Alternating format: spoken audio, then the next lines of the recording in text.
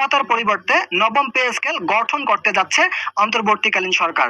এ বিষয়ে আজকের এই ভিডিওটিতে বিস্তারিত আলোচনা করার পূর্বে এখনো যারা আমাদের এই চ্যানেলে নতুন সদস্য আছেন তারা সাবস্ক্রাইব করে পাশে থাকা বেল আইকনটি অল করে দিন। দীর্ঘ প্রতীক্ষার পর অবশেষে সরকারি চাকরিজীবীদের জন্য নবম পে স্কেল প্রণয়নের পথে হাঁটছে অন্তর্বর্তীকালীন সরকার। গতকাল অর্থ মন্ত্রণালয়ের এক প্রেস বিজ্ঞপ্তিতে এই ঘোষণা দেওয়া হয়। মহার্ঘ ভাতা বা বিশেষ ভাতা নয়, বরং একটি পূর্ণাঙ্গ নতুন বেতন কাঠামোর চালুর সিদ্ধান্ত নেওয়া হয়েছে। এর আগে 2025 সালের জুলাই মাস থেকে মহার্ঘ ভাতা চালুর ঘোষণা এসেছিল।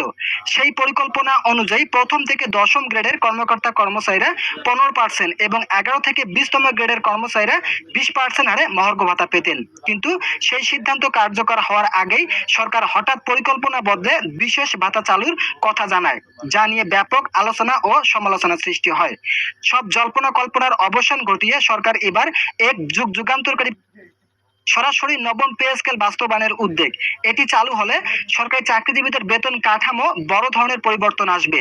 মূল বেতন বাড়বে, বাৎসরিক ইনক্রিমেন্ট নতুন কাঠামো আসবে, বরং বিভিন্ন গ্রেডের ভারসাম্য রক্ষা করে নতুন বেতন নির্ধারণ করা হবে। উল্লেখযোগ্যভাবে সর্বশেষ অষ্টম পে স্কেল চালু হয়েছিল 2015 সালে। এরপর দীর্ঘ প্রায় এক দশক ধরে কোনো পূর্ণাঙ্গ পে স্কেল প্রণয়ন হয়নি। ফলে নতুন স্কেলের দাবি ছিল সময়ের দাবি পরিণত। অর্থ উপদেষ্টা ডক্টর সালাউদ্দিন আহমেদ বলেন, বর্তমান মূল্যস্ফীতির জীবনযাত্রার ব্যয় এবং পুরনো বেতন কাঠামোর বিবেচনায় সময়োপযোগী একটি নতুন পে স্কেল অত্যন্ত জরুরি ছিল। এই সিদ্ধান্ত সেই প্রয়োজন পূরণ করবে বলে আমরা বিশ্বাস করি। ভিডিওটি চলাকালীন সময় এখনো যারা আমাদের এই চ্যানেলের নতুন সদস্য আছেন তারা সাবস্ক্রাইব করে পাশে থাকা বেল আইকনটি অল করে দিন। নতুন পে স্কেল বাস্তবায়নে সরকারের ব্যয় বাড়বে ঠিকই, তবে সরকার একে উন্নয়নমূলক বিনিয়োগ হিসেবে দেখছে। এতে কেবল বেতন বাড়বে না, বরং প্রশাসনিক দক্ষতা বাড়বে বলে ধারণা করা হচ্ছে। তবে এখন পর্যন্ত নবম পে স্কেলের নির্দিষ্ট কাঠামো, গ্রেড বিন্যাস এবং বাস্তবায়নের সময়সীমা প্রকাশ করা হয়নি। ধারণা করা হচ্ছে আসন্ন বাজেট থেকে ধাপে ধাপে এই নতুন পে স্কেল বাস্তবায়ন করা হবে।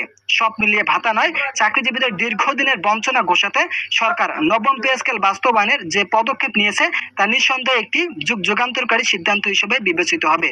তো যারা যারা সরকারি চাকরিজীবী আছেন তাদের জন্য শুভ কামনা রইল। ইতিমধ্যে এই বিষয়ে একটি প্রজ্ঞাপন জারি হয়েছে। এছাড়াও আমি আজকের এই ভিডিওটিতে যে বিষয়গুলো নিয়ে আলোচনা করলাম, আশা করি এই ভিডিওটি থেকে অনেক উপকার পেয়েছেন। যদি উপকার পেয়ে থাকেন তাহলে অবশ্যই চ্যানেলটি সাবস্ক্রাইব করে পাশে থাকা বেল আইকনটি অল করে দিন।